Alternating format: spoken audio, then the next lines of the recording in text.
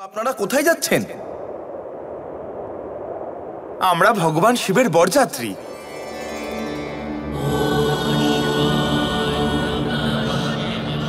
কিন্তু এই তুষারপাতের ফলে আমাদের পথ অবরুদ্ধ হয়েছে। কোথায় যাব বুঝতেই পারছি না। শিবযাত্রা, কি সৌভাগ্য!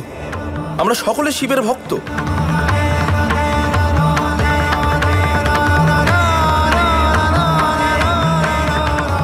এবং এই স্থানটা আমরা সবাই ভীষণ ভালোভাবে চিনি। ভগবান শিবের বরযাত্রীদের প্রসারিত করার জন্য আজ্ঞা দিন ঋষিবর। এই সুযোগটা আমরা হারাতে চাই না।